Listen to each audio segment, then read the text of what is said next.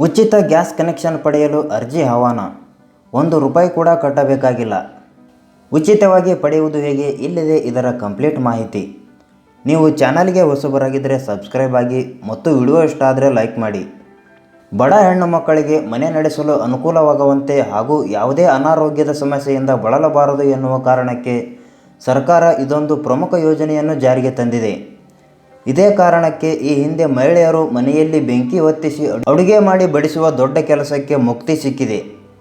ಬಡತನ ರೇಖೆಗಿಂತ ಕೆಳಗಿನ ಮಹಿಳೆಯರಿಗೆ ಉಚಿತ ಗ್ಯಾಸ್ ಕನೆಕ್ಷನ್ ಸರ್ಕಾರ ನೀಡುತ್ತಿದೆ.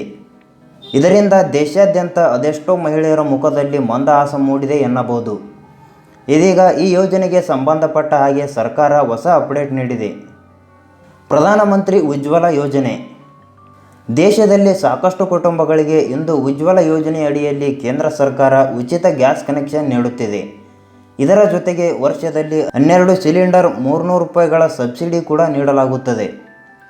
ಹಾಗಾಗಿ ದೇಶದಲ್ಲಿ ಉಜ್ವಲ ಯೋಜನೆ ಅಡಿಯಲ್ಲಿ LPG ಗ್ಯಾಸ್ ಖರೀದಿ ಮಾಡಿದರೆ ಕೇವಲ ₹603ಗೆ ಗ್ಯಾಸ್ ದೊರೆಯುತ್ತದೆ.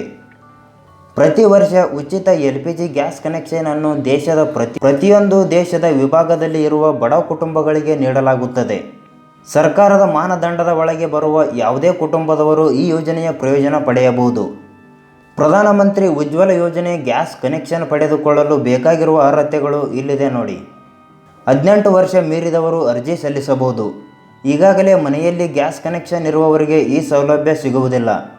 SC/ST ಪಂಗಡದವರಿಗೆ ಸೇರಿದ ಮಹಿಳೆಯರು, ಹಿಂದುಳಿದ ವರ್ಗದವರು, ಬುಡಕಟ್ಟು ಜನಾಂಗ, ಬಡತನ ರೇಖೆಗಿಂತ ಕೆಳಗಿರುವ BPL ಹಾಗೂ ಅಂತ್ಯೋದಯ ಕಾರ್ಡ್ ಹೊಂದಿರುವವರು ಮೊದಲಾದ ಹಿಂದುಳಿದ ವರ್ಗದವರು ಮಾತ್ರ ಅರ್ಜಿ ಸಲ್ಲಿಸಬಹುದಾಗಿದೆ.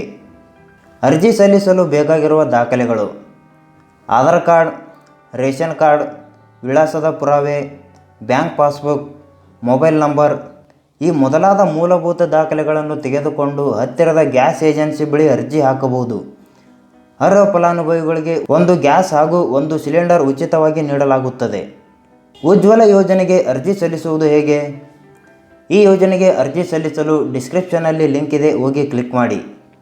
ಅಲ್ಲಿ ನೀವು ಯಾವ ಗ್ಯಾಸ್ ಏಜೆನ್ಸಿ ಕನೆಕ್ಷನನ್ನು ಪಡೆದುಕೊಳ್ಳಲು ಬಯಸುತ್ತೀರಿ ಎಂಬುದನ್ನು ನೋಡಿ ಅದರ ಮೇಲೆ ಕ್ಲಿಕ್ ಮಾಡಿ.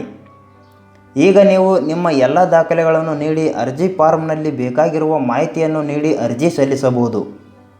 ಇನ್ನು ಗ್ಯಾಸ್ ಕನೆಕ್ಷನ್ಗೂ ಕೂಡ KYC ಕಡ್ಡಾಯವಾಗಿರುವುದರಿಂದ ನೀವು ಆನ್ಲೈನ್ ಮೂಲಕ KYC ಪ್ರಕ್ರಿಯೆಯನ್ನು ಕೂಡ ಪೂರ್ಣಗೊಳಿಸಬಹುದು. ಅಥವಾ ನೀವು ಈಗಾಗಲೇ ಗ್ಯಾಸ್ ಕನೆಕ್ಷನ್ ಪಡೆದುಕೊಂಡಿದ್ದರೆ ನಿಮ್ಮ ಗ್ಯಾಸ್ ಏಜೆನ್ಸಿಗೆ ಹೋಗಿ KYC ಪ್ರಕ್ರಿಯೆ ಪೂರ್ಣಗೊಳಿಸಿ.